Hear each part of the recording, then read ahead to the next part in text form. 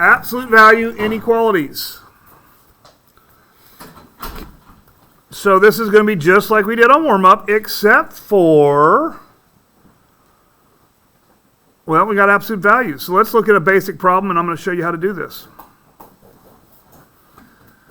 Let's see here. Let's just make it real easy. X plus 5 less than 6. Okay. So we need to do what we did before. We're going to have a left answer and a right answer. Okay, and it's a little bit more confusing which is left, which is right. So a lot of times what I start out with is I just write this down as x plus 5 less than 6. That's going to be one of the answers. The other answer is going to be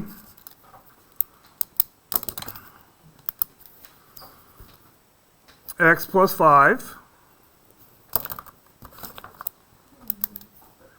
greater than negative 6. Okay. So I want to make a note of what I just did.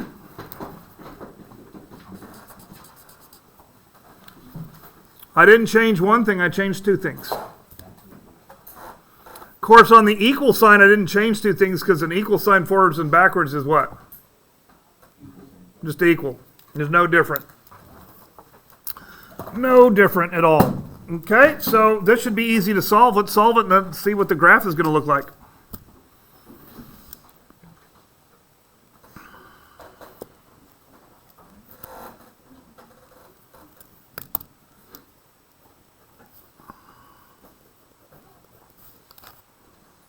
Okay.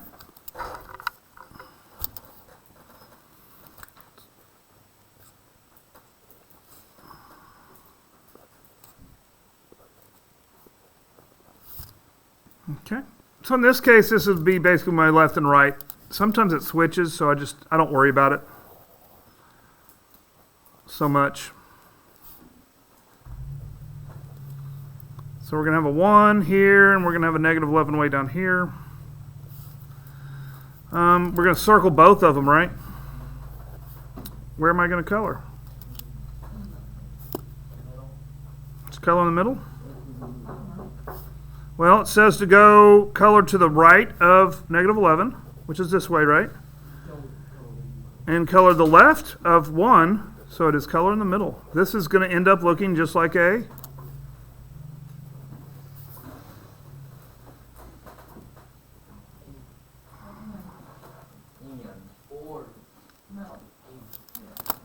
Okay, let's try this next one. We'll make it slightly harder.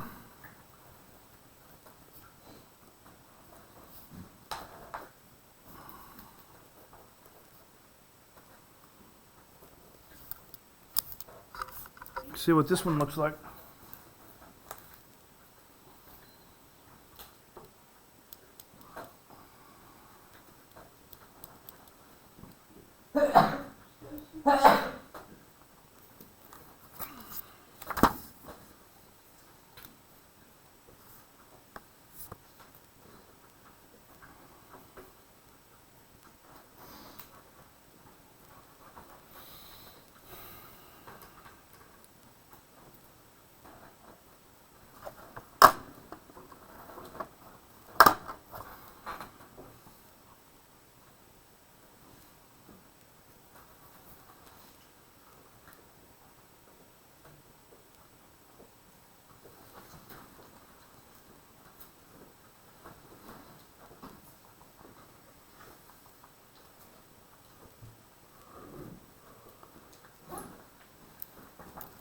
Okay, split it up.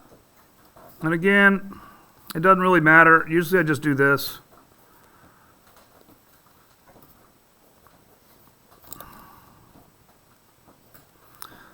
Okay, and I only change this one, right?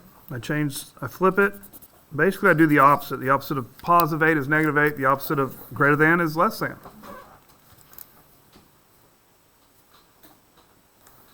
Plus 6.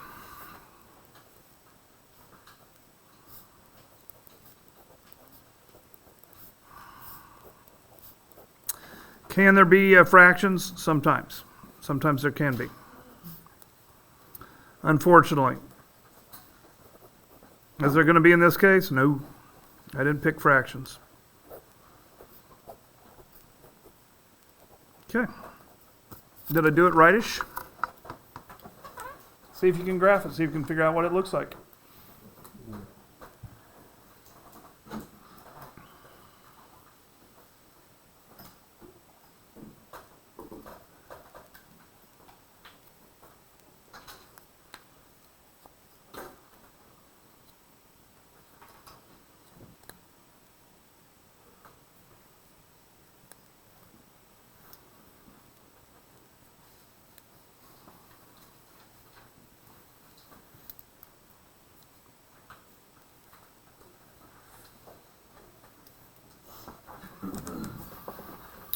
All right, draw my little line. I bet you we need a -1. I bet you I need a 7. I believe both of them are going to be like this,